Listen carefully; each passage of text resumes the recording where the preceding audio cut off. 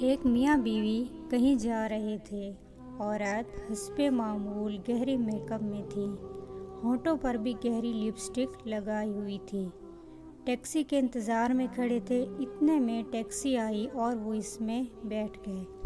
Taxi driver نے شیشے درست کیے اور گاڑی روانہ کی۔ کچھ دیر بعد ٹیکسی ڈرائیور نے کہا، اپنی وائف سے بولیں یہ لپسٹک کا شیڈ مٹا دیں، مجھے اچھا نہیں لگ رہا۔ یہ سنتے ہی شوہر نے غصے سے اس کا گریبان پکڑا اور بولا، تیری یہ ہمت کیسے ہوئی جو تو نے یہ بات کہی؟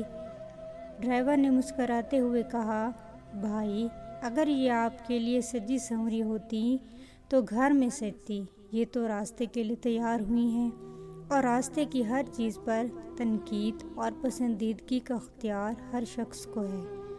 مرد کا غصہ جھاگ کی طرح بیٹھ گیا۔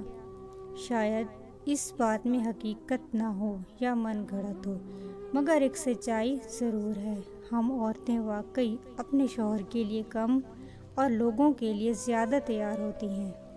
کسی تقریب میں جانا ہو تو گھنٹوں سجنے سنورنے میں لگا دیتی ہیں، مگر شوہر کے آنے کا وقت ہو تو کبھی ان کے لیے تیار نہیں ہوتی۔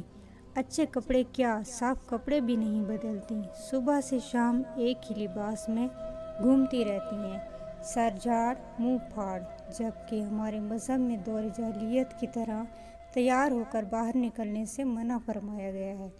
یہ نہیں کہا کہ تم اپنے گھروں میں بھی سجا سنورا نہ کرو، بلکہ کہا گیا ہے زیبائش شوہر کے لیے ہے، مگر ہم اس کے برعکس ہوتی ہیں۔ شاید یہی وجہ ہے کہ عام مردوں کو دوسروں کی بیویاں اور اپنے بچے زیادہ اچھے لگتے ہیں۔